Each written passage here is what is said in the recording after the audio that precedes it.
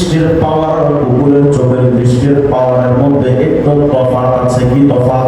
আল্লাহ বুঝান। দেখো, তুমি যদি মানব জাতি 1 মাস মেহনত করো, কোরআন শরীফ রিডিং করতে পারবা? পারবো না। কিন্তু কুকুরে যদি আপনি সারা জিন্দেগি মদিনা ইউনিভার্সিটিতে ভর্তি করে দেন, পরে কি বোম মারলেও কোরআন তেলাওয়াত করতে পারবে? তাহলে বোঝা গেল আপনার আমার চোখের দৃষ্টির মধ্যে আলাদা স্পেশাল একটা পাওয়ার আল্লাহ দিলেন, যেটা আল্লাহ কুকুরকে দেয় নাই।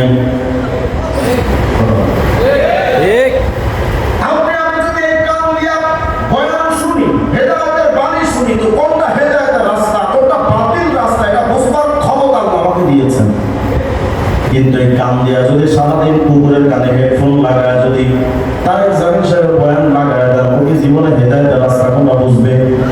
তার মানে বোঝা গেল কুকুরের কান আছে, শ্রবণ শক্তি আছে, আপনার আমার আছে, কিন্তু আসমান আর জমিনের তফাৎ।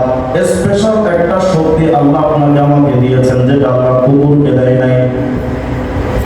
আপনার আমার যে অন্তর আল্লাহ দিলেন, এই অন্তরটা দিয়া এই অন্তর আল্লাহ মারফতে নূর পয়দা করার মেহনত করা যায়, কিন্তু কুকুর কখনো তার অন্তরে মারফতে নূর জমা করতে পারবে না। বোঝা গেল আপনার আমার চোখের দৃষ্টির পাওয়ার, কানের শ্রবণ শক্তি, অন্তরের উপলব্ধি শক্তি আর হাইওয়ান পশু পাখি শক্তির মধ্যে একটু তফাৎ আছে। আল্লাহ স্পেশাল আমাদেরকে কিছু দিয়েছেন, যেটা পশুর আল্লাহ দেয় নাই।